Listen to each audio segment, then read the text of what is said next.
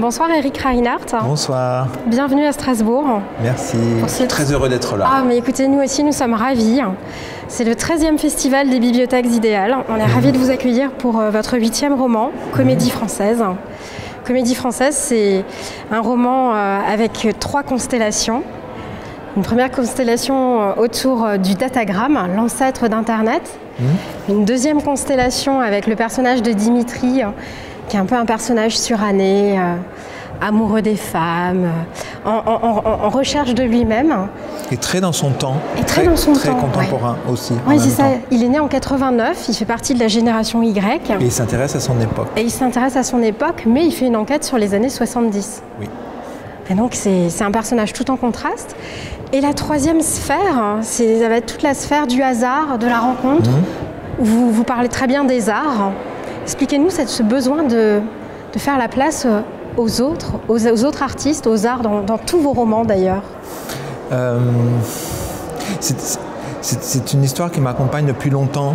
Max Ernst, son rapport aux lieux, aux maisons, à l'amour, aux femmes.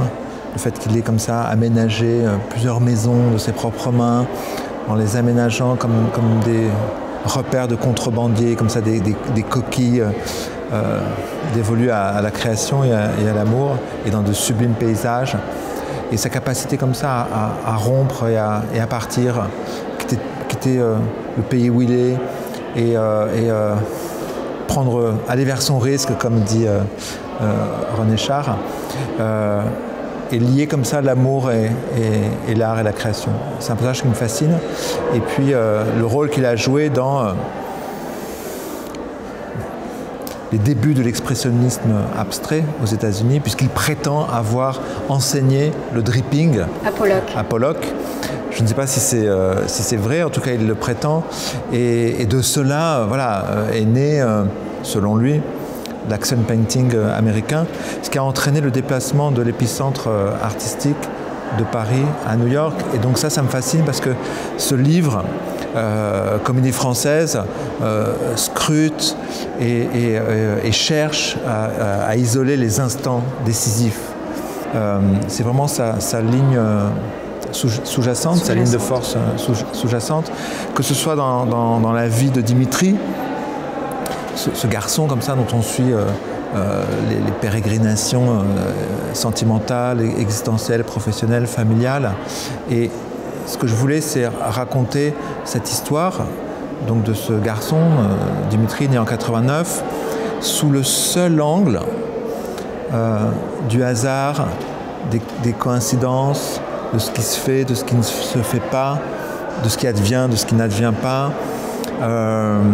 Des circonstances et des chemins et des bifurcations. C'est-à-dire examiner cette vie-là à la lumière de la question du hasard et de la chance, avec les instants décisifs qui entraînent sa vie dans l'une ou l'autre direction, et ça, de le mettre en écho avec la même chose, mais sur le plan des rapports de force internationaux et des civilisations. Donc cette histoire le grand fantasme de Dimitri, c'est d'écrire un livre, un roman, qui mettrait en lumière ce moment très précis où Max Ernst enseigne le dripping à Pollock, entraînement comme ça le déplacement donc de l'épicentre de New York à Paris, lapsus de Paris à New York, et puis cet autre événement très important et décisif qui est l'abandon du datagramme de Louis Pouzin,